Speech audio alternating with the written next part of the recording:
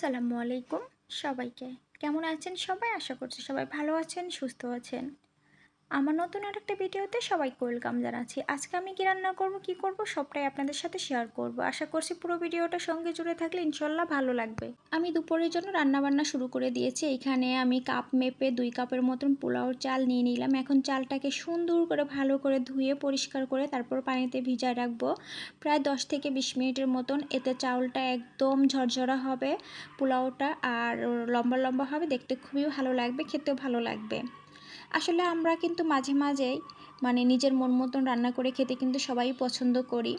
এক একজন এক এক রকম ভাবে রান্না করে। তা আমি আজ পোলাওটা রান্না করব একেবারেই মশলা ছাড়া, ভাতের মতন করে, সাদা ভাতের মতন করে। আর এইভাবে পোলাওটা রান্না করলে কি রোস্টের সাথে বা মাংসর সাথে এমনি খেতে খুবই ভালো লাগে, ভাতের মতন লাগে। তো আমি আগেই ভেবে রেখেছিলাম আজকে রোস্টটা রান্না করব আর পোলাওটা রান্না করব একেবারে মশলাবিহীন, মশলা ছাড়া। যতটুক না দিলেই নয় ততটুক দিয়ে আমি রান্না করব। তো এখানে আমি রোস্টের মশলাটা আমি রেডি করছি, আমার মন মতন মশলা দিয়ে এনেছি, ওইভাবে বলছি না।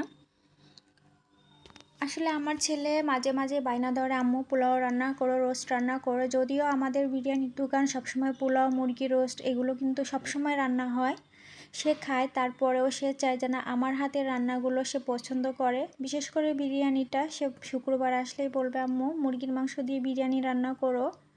আসলে আমার ছেলে গরুর মাংস অতটা পছন্দ করে না, বিশেষ করে ব্রয়লার মুরগিটা খুবই পছন্দ করে। বাচ্চা মানুষ একটু নরম টাইপের মাংস খেতে পছন্দ করে। আসলে ছেলে মেয়েদের অনেক আবদার বাবা মাকে রাখতে হয়, বিশেষ করে যে জিনিসটা ছেলে মেয়ে খেতে পছন্দ করে বাবা মা চায় যাতে ওই জিনিসটা রান্না করে তাকে দেওয়ার জন্য, সে যাতে খুশি হয়ে খায়। তা আমার ছেলে প্রায় বায়না ধরবে আম্মু এটা রান্না করো, ওটা রান্না করো। বিশেষ করে ও মাছ টাছ এই টাইপের খাবারগুলো খুব একটা বেশি পছন্দ করে না।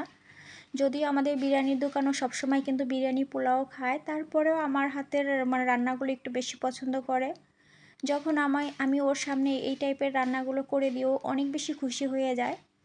আর রোস্টটা মোটামুটি রান্না করা হয়ে গেছে, কথা বলতে বলতে একেবারেই মশলা কম দিয়ে রান্না করেছি।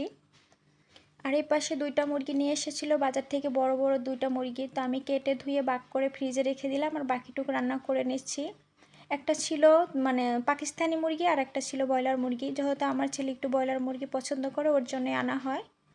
আর আমাদের জন্য একটু পাকিস্তানি মুরগি।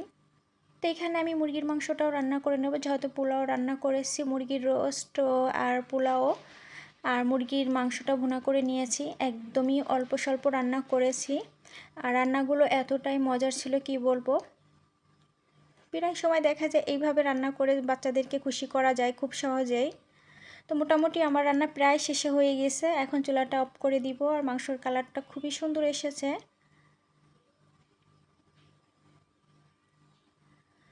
তাও রান্নাবান্না শেষ করে, সব কাজ শেষ করে আমরা মা ছেলে খুবই মজা করে খেয়ে দিচ্ছি। আমার ছেলে তো মহা খুশি এই রান্নাগুলো দেখে, যে যদিও সে প্রতিদিনই খায়, তারপরে আজকে বেশি খুশি।